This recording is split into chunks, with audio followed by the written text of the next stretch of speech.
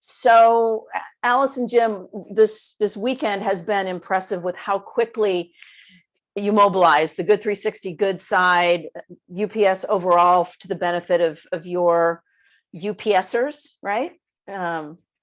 And this is how it's supposed to work. And I would hope that what you're doing becomes a template for how others should be able to react this quickly. And Alice, you just shared a moment ago, it's so important to be ready in advance, that you can't just stand this stuff up last minute. It's about knowing who you can work with in advance.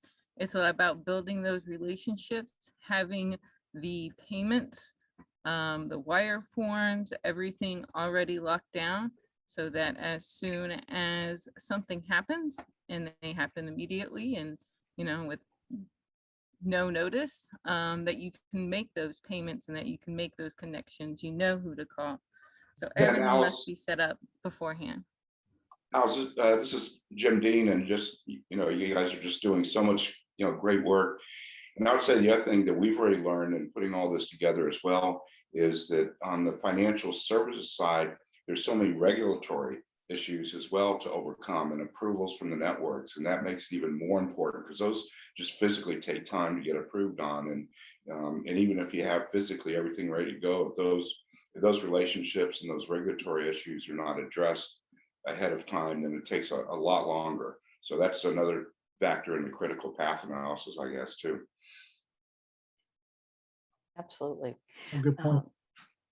Well, and Alice, I think we shared before we started the recording that what you and UPS have done are amazing for an employer and a foundation to be able to act within hours of in this case, within hours of the tornadoes.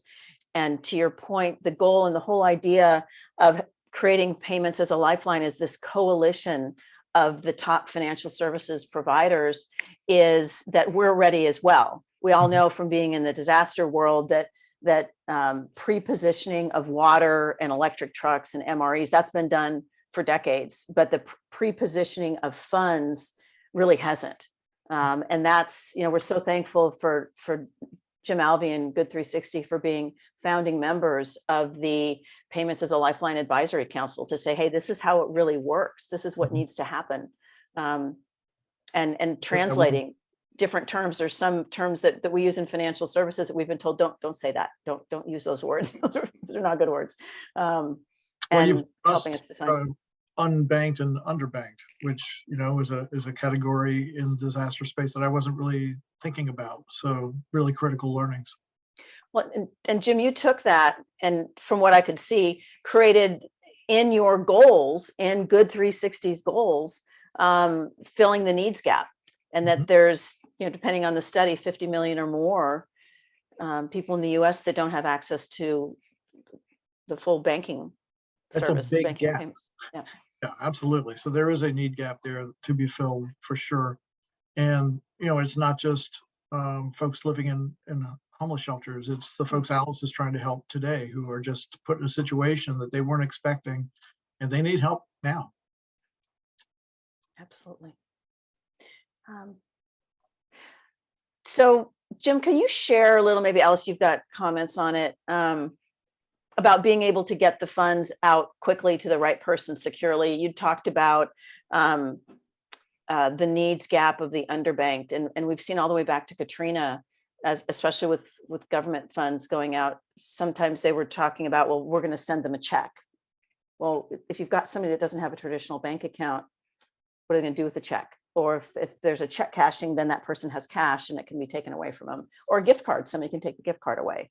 And I know, Jim, you talked about that a bit. Yeah, I mean, it's parallel to our space because we work with in-kind product donations. So we work with the same partners who are distributing products that are needed by individuals. They also need cash, and they've been distributing that in various ways, shapes, and forms. Not very organized, not very traceable, not very controlled. So there's a lot of interest in that side. And the whole goal is about same thing that we have, which you've heard a million times, Kirsten and Alice, is the right goods to the right people at the right time. What's the right money to the right people at the right time?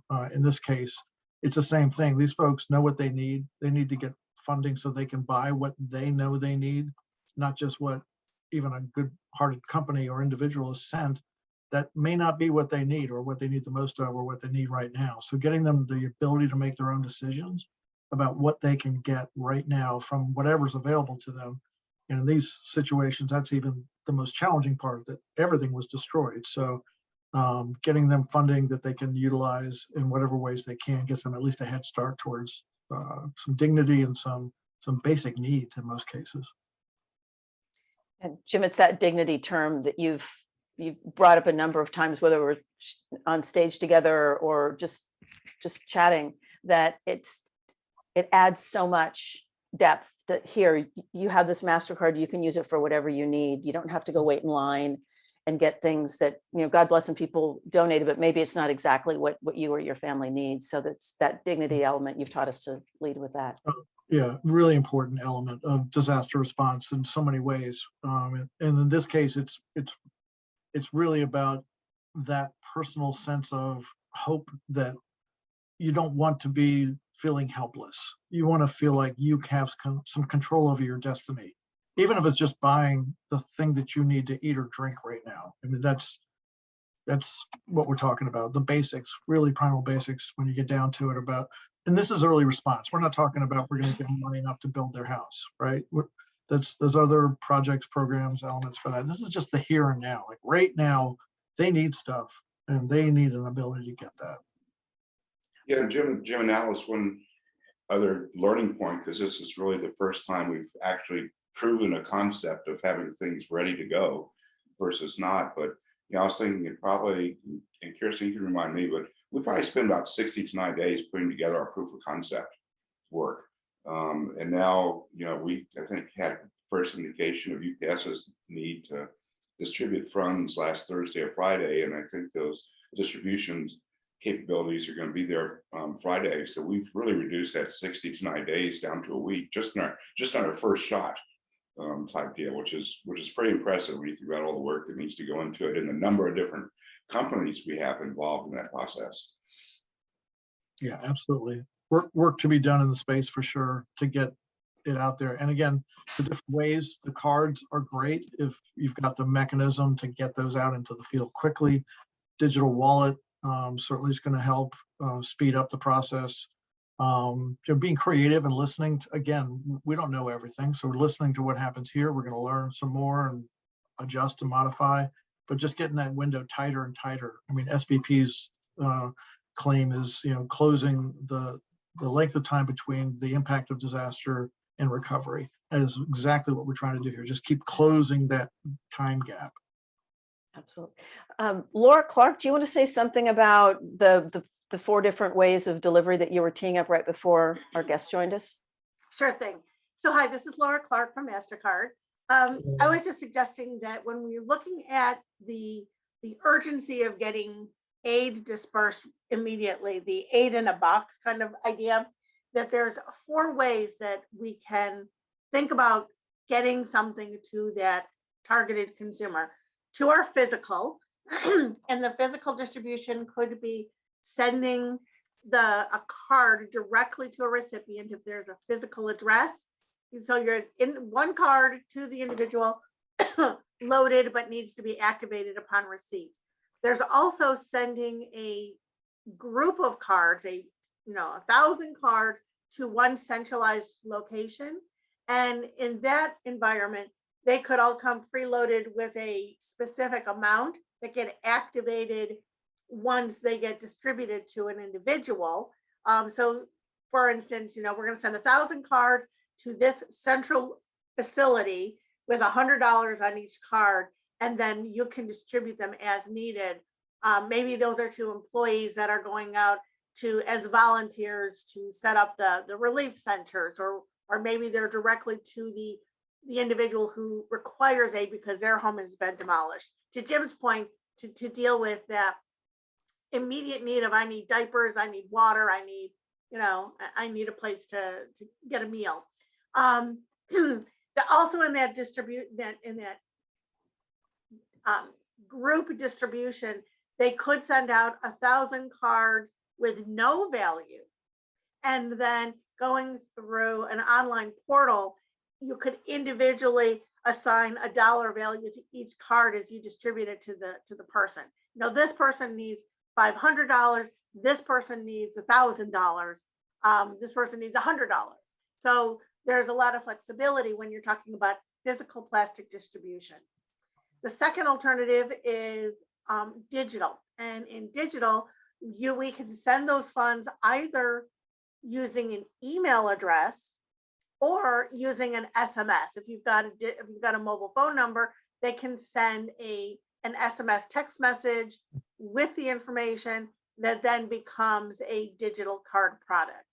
So, and it may be that you need a combination of both physical and digital, because the need is going to be varied based upon even the geography, whether you're talking Kentucky or Arkansas or Tennessee.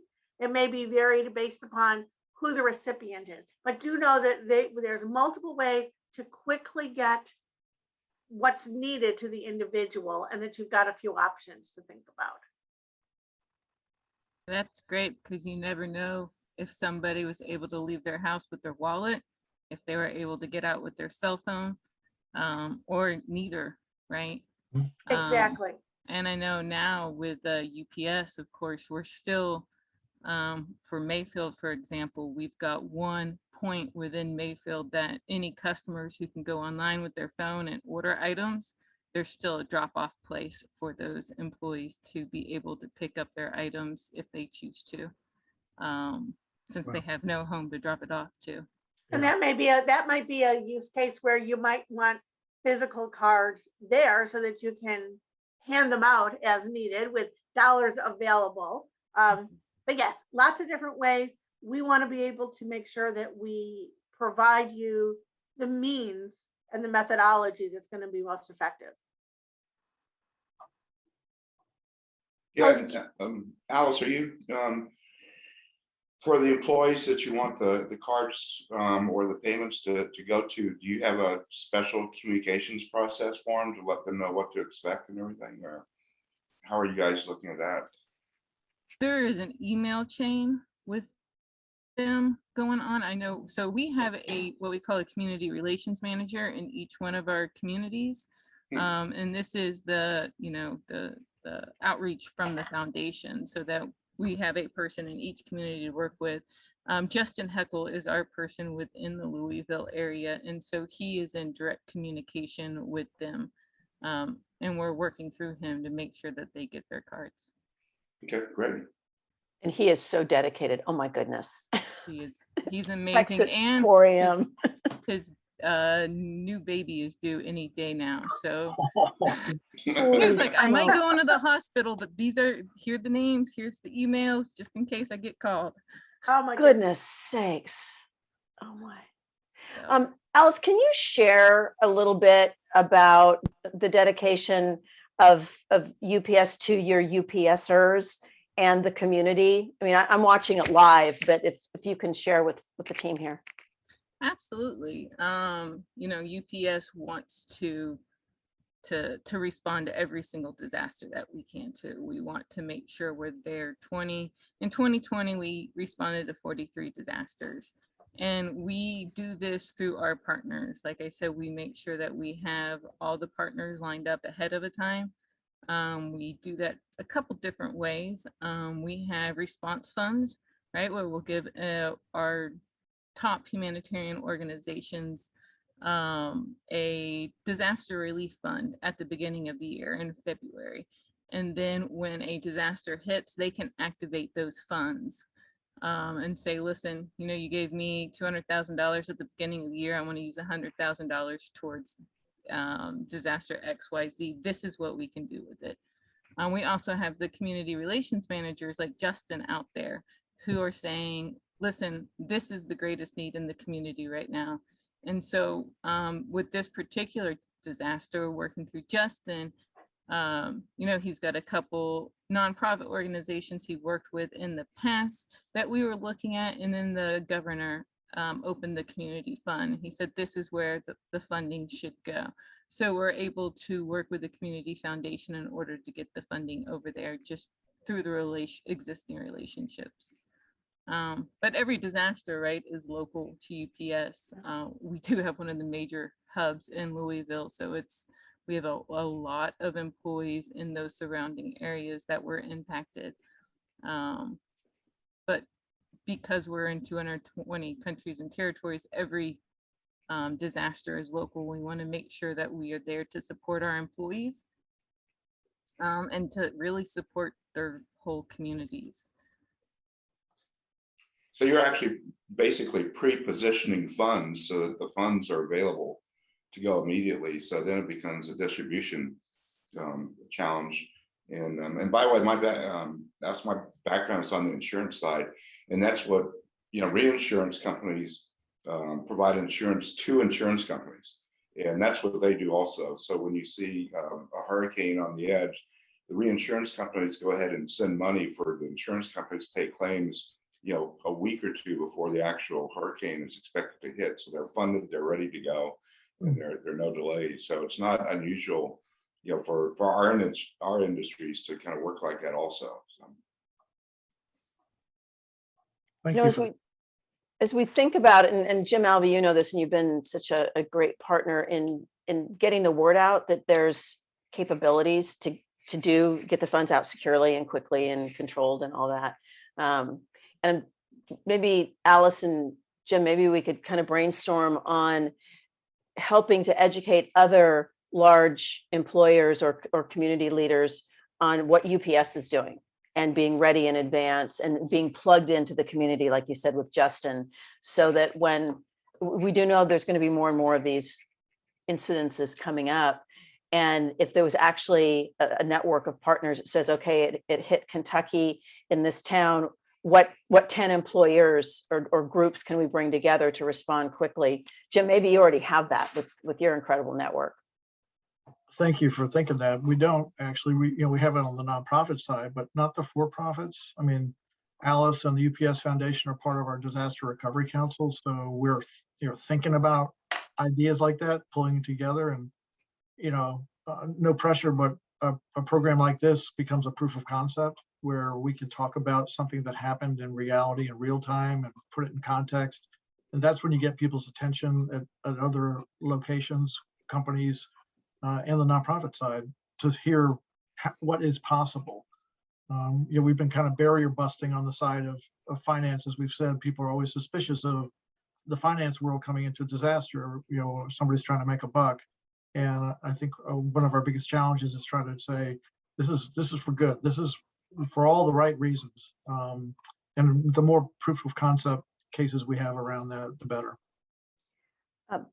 Jim, would you be open to having this as maybe a discussion point on one of the GDRC calls, or maybe an after call? Because you've got a bunch of big employers that have foundations that are dedicated to disaster response. Yeah, and you've seen before the CarMaxes, the Ecolabs, others are interested in this because they have programs like UPS and the UPS Foundation are trying to do this efficiently and get bogged down with the red tape part of it in the process. In Alice's mind, I know her well enough to know she's like, tick, tick, tick, tick, let's get the money out, because that's the world they live in. It's fast, let's get things done efficiently. And we can really make a case for that if we can make that happen here. Excellent. So guys, we've got 7 minutes left. Jim and Alice said they'd stay up to 30. Does anybody have questions? Anything you want to tee up?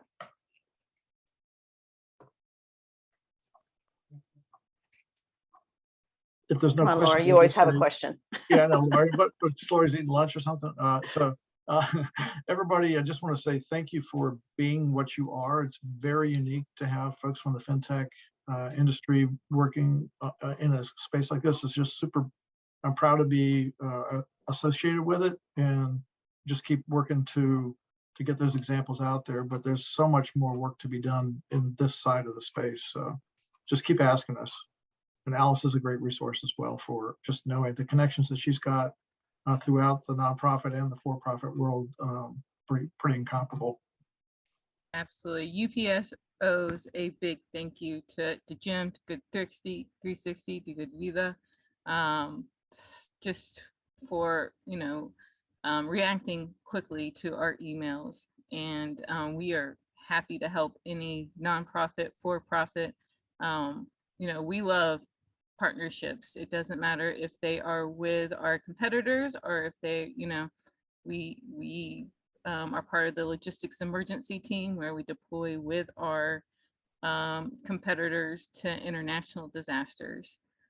So we are not afraid to work with our competitors when it comes to a disaster and making sure that the employees who are impacted get what they need. Well, we're very happy to hear that. This is Laura again with MasterCard. We're very happy to hear that. Please continue to evangelize the word. We would love everybody to know that this capability exists in the marketplace. Do you have an idea, Alice and Jim? In a perfect world, how quickly do you really think that you're going to want to be able to start dispersing funds? Alice, I'll let you answer that. And we want to disperse funds as soon as we can, as soon as we get confirmation. A lot of times we've done disbursements in the past, and a lot of times we are waiting on the FEMA to provide zip codes or provide information to specifically qualify the employees. This has gone so much faster with having Justin Heckle on the ground and being able to say directly who was impacted quickly. And I know our list continues to grow as we continue to find people who, are just now getting back to us, just now reporting into work, because that's the way a disaster happens. Mm-hmm. So the faster that we can get funding to them, the better. The other piece with this particular thing, and Jim Alvey, I don't know if the Vi guys have talked about it with you yet, but they were trying to identify what sports personalities might be able to be poked to see if they couldn't start that match piece. Matching funds piece. Yeah. This is Laura. I just want to jump in with one quick little clarification. We've been referring to this as proof of concept. I want to make it really clear to Jim and Alice that we're proving the concept to you. Yes. This is BAU for all of us on the line here in the industry. We're not proving that the concept works. We know that we do this all the time. We just want to make sure that we're just trying to demonstrate to you personally that we can deliver quickly and in ways that are meaningful and relevant to your need. 100% right. Yeah, I want to use this example instead of something maybe for education or government that is in the disaster space as a proof of concept. But absolutely, Laura, that's why there's so much potential with this group, is that you've already done this before. This is, as you said, it's business as usual. So yeah, excited about being able to frame it in the way we want to do it in this lens. Excellent. Yeah, So- Jim, you've heard me say this as well plenty of times. We have all the technology, and we even have the relationships with all the technical companies to do all this. Really, if there's a concept we're proving is how do we work together in terms of processes and procedures and communications to make it a smooth rollout type deal. So it's not a typical technology proof of concept to see if it works. Right. Exactly. It's just as Laura was saying, we know all this works. We have all the pieces in the cupboard type deal. So, but there are a lot of processes that we need to prove to ourselves too. Do we have that right approach to make this happen and accountable? Alice, I'm sorry we've run over. Do you want the last word? Last word is thank you. I appreciate you proving the concept to us today and throughout this disasters, because it's a desperate need. Like I said, it's our sisters live in Louisville. That's our second corporate headquarters. So it was a good timing, and we are glad that you guys were prepared when we needed you. So thank you. Thank you to Good 360.